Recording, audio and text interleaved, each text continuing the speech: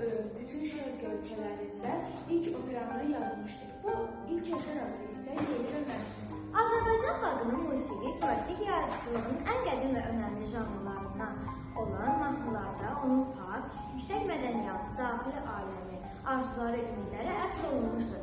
Azərbaycan xalq mahnıları, Laçın, küçələrə süsləmişəm, Aybəlma, Aman Ovucu, Şuşanın dağları, Çaloyna, Ağacda alma və digərləri. Azərbaycan musiqilərimizin bir qolu da Azərbaycan xalq rəqsləridir. Bunlara aiddir yalqı rəqsi, nazaləmə, şalqı rəqsi və bunların adını çeşitlər. Azərbaycan musiqisinin bir qolu da muğamlardır. Muğamları ifa edən şəxslərə muğam üsulu deyilir. Muğam üsulunda istifadə olunan alətlər tar, kamança və qalandır. Muğamlarımız arasında zərbi muğamlar da vardır.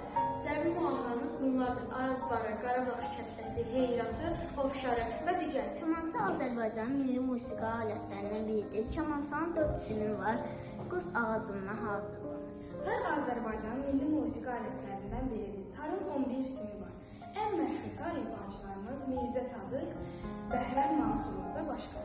Nar Azərbaycanın qədim bir zərb alətidir. Bu alət 5 hissədə ibarətdir. Bu aləti əl zərbələri ilə ifa olunur. Azərbaycanın qədim nəfəs alətlərindən biri də balabandır. Sunna Azərbaycanın milli musiqi alətlerindən biridir. Sunnanın bəzi növləri də var. Məsələn, cürə sunna, qara sunna, ərəbi sunnanı bunları misal göstərir. Azərbaycan musiqi alətlərindən biri də sazdır. Sazın 3 növü var: ana saz, qoltuq saz, cürə saz.